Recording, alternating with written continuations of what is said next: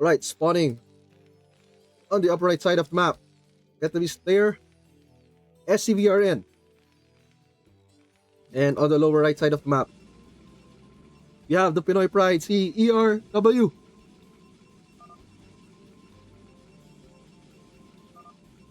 Okay, hold on. Reply ko na to.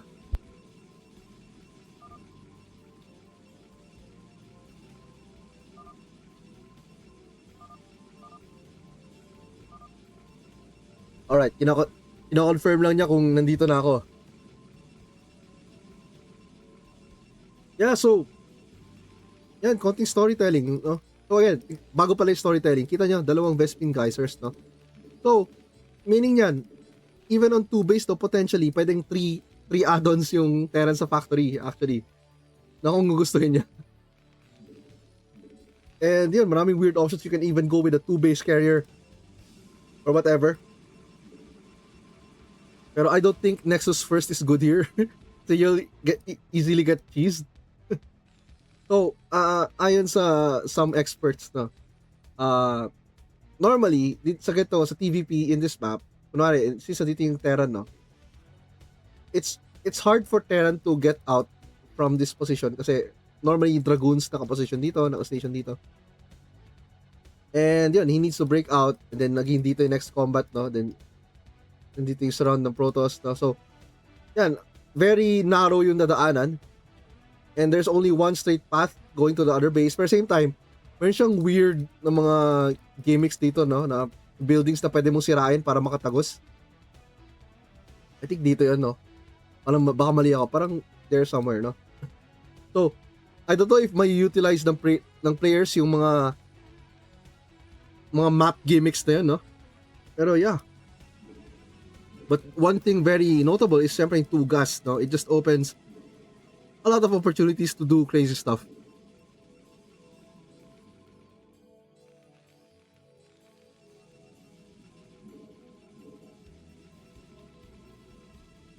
Okay, now SCV checking the timing of the core. Probably abangan niya to kung iikot. On the side of Terran, yeah, this is looking like a fast factory expand. Yeah, as you can see, no, isang SCV na lang dito sa gas, so that's going to be a fast expand after factory.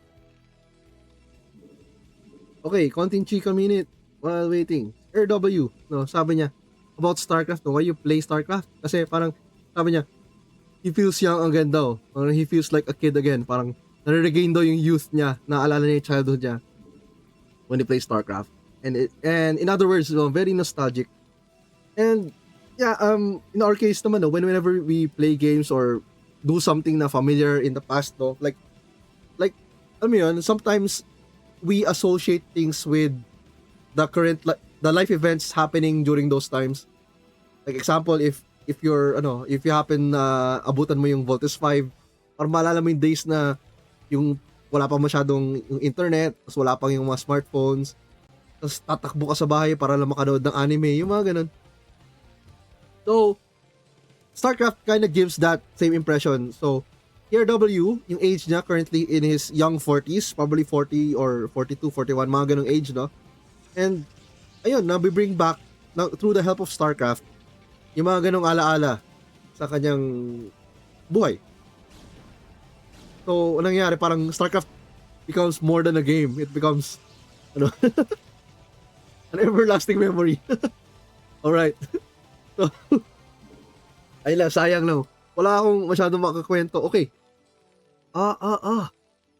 Hindi, ang daming Marines. So, ano itong gagawin?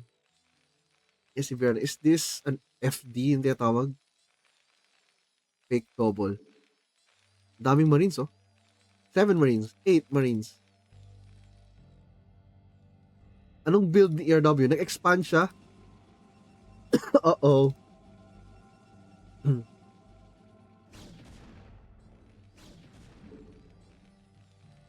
Looks like we're gonna see a very, very, very strong push na.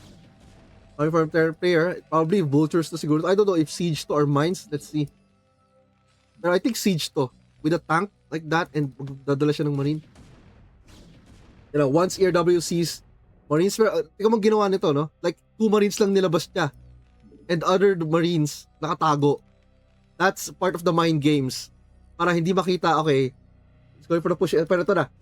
Let's see. Vision, ERW. Kita niya, ang daming Marines going forward. So, how would ERW react to that? He's detecting sa push. Oh, no. Ba't yung probes nandito? May gulay. Probably nagloko sa pathing. Uh-oh. Oh, yung DT. Okay. Okay, DT. I think ma-hold to. Once lobas ang DT, no? Look at that amazing island block, no? So, very, very smart move. AirW, kahit pa paano. Madedelay yung pasok. Kaya lang, he just has one Dragoon dito. And then Vulture. So, this looks really bad for ERW right now. Kaya lang, nagpo-produce pa yung DT. Oh no, hindi na block. Oh no, ERW is getting cheesed. Now, syempre may backup do, nag-CC behind yung Terran. Pero this really strong push, mamamatay itong Nexus. And these mines are probably gonna help out with the DT kasi yun. There's a shuttle. Naku po, ang daming Marines. Yikes! Okay, there goes the DT. Oh, wag kang apak sa mines! Wag kang apak sa mines! Okay, now, with the DT, no, and okay, may engineering bay na ang Terran. So, good thing about this DT, no, mapupush back yung Terran, and yun, that's gonna help out a bit.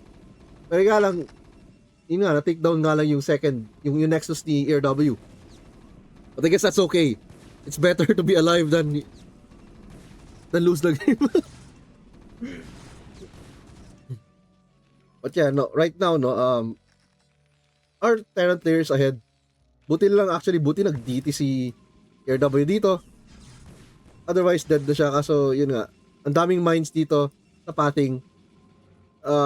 Yeah, hindi basta-basta makababa yung DT. And there's still the bunker here.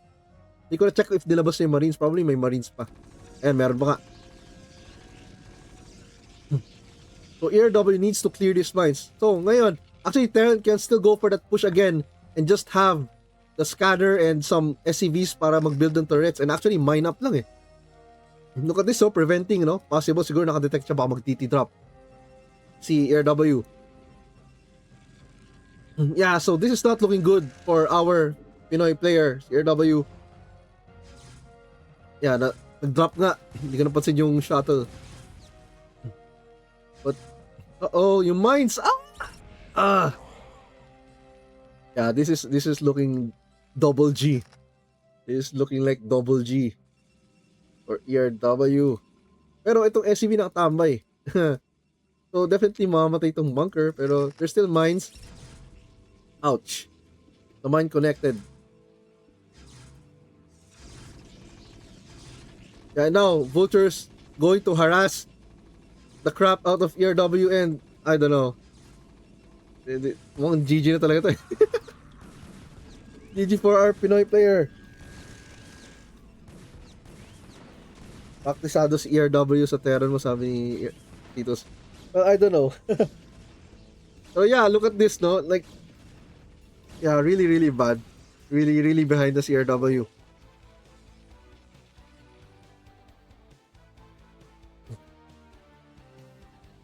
Look at that supply difference, no? Double ng supply yung Terran. Yeah. Pero, tignan nyo nangyari. Kaya umabot sa ganitong situation is because of that mind games na ginawa ng Vietnamese player. Na even that small trick, no? Just putting out 2 Marines in a tank. Ina-feel niya, okay, konting Marines lang to, maybe just pushing me back. Pero, ayun, nung finally, when he decided to go for it, no, dun lang nalaman ni ERW, okay, this is going to be a push. Kaya lang, these Vultures are gonna do a lot of damage, gonna kill a lot of probes. Wala na to, I don't think there's a way to get back into this game. Look at that supply. Wala na, GG na. Yeah, GG na, yeah. It's too much, the damage is just too much. GG has been called, and it's 2-1 now. And ERW is still ahead, and that's 1 point for the Vietnamese player. So good job dun sa Vietnamese player natin, no? Actually, magaling yung ginawa niya, no? That small thing actually, hindi yan pinapansin na detail ng ibang players, pero yung mind games na nagagawa nun is very very huge, no? And kinapitalize niya yung moment na yun. Pero yun nga, to be fair din, sabi ni ERW hindi siya familiar sa map. Probably hindi niya alam yung meta sa map ng Litmus. Pero ako kasi being exposed, to watching some streams and even kay Artosis, no, na oftentimes nababanggay Litmus. So, na-explain niya doon and I'm getting some insights and I'm just trying to share yung na-pick up kong insights doon para, yun, may masabi tayo sa game na to. But yeah, yun. Hindi lang na-utilize ng Terran, no, yung double gas. Actually, hindi natin nakita utilize yung weird second gas in the main in that game. Pero, yun, may mga ganong possibilities, may mga crazy possibilities just like that in that map.